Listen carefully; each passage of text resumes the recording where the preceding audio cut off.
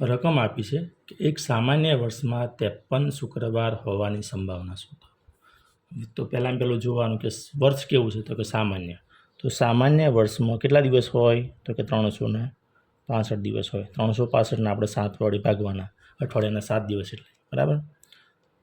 તો 7 ચોક 28 ને 7 પંચાની 35. એક વધ્યો, પર ઉતાર્યો પાંચડો. 7 દૂના 14. એક શેષ વધે. આ જે શેષ વધે એના છેદમાં આપણે 7 મૂકી દેવાના. આ આપણું ફાઇનલ આન્સર, બરાબર. 7 એટલા માટે મૂકવાના, અઠવાડિયાના 7 દિવસ. ખબર પડી? રકમ છે મિત્રો, એક લીપ વર્ષમાં 53 મંગળવાર હોવાની સંભાવના શોધો. તો એક લીપ વર્ષમાં કેટલા દિવસ હોય મિત્રો? તો કે લીપ વર્ષમાં 366 દિવસ હોય, બરાબર. અને 7 વડે ભાગવાના, અઠવાડિયાના 7 દિવસ એટલે. તો 7 પંચાની 35. એક વધ્યા, ઉપર ઉતાર્યો છગડો. 7 દૂના 14 એટલે 2 શેષ વધે. આ જે 2 શેષ વધે અને 7 વડે ભાગી નાખવાના. આપણો ફાઇનલ આન્સર. તો સંભાવના કેટલી થાય? તો કે 2/7.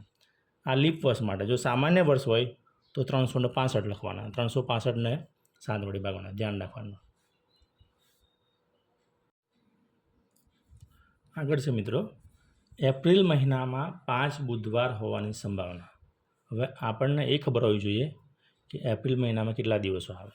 તો જુઓ મિત્રો, આ રીતે ગણવાનું આપણે.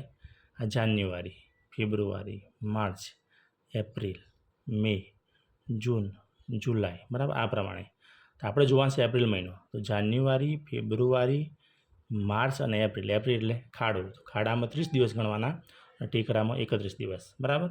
ફેબ્રુઆરીને બાદ કરતા તો કેટલા દિવસ થાય એપ્રિલના? તો કે એપ્રિલના 30 દિવસ થાય. તો 30ના આપણે 7 વડે ભાગી નાખવાના. તો 30 ભાગ્યા 7 કરીએ તો 7 ચોકના 28. આપણને 2 શેષ વધે. તો આપણી સંભાવના કેટલી થાય? તો કે 2/7. આ આપણી સંભાવના થાય, બરાબર. તો થેન્ક યુ મિત્રો, મળીએ નેક્સ્ટ વિડીયોમાં.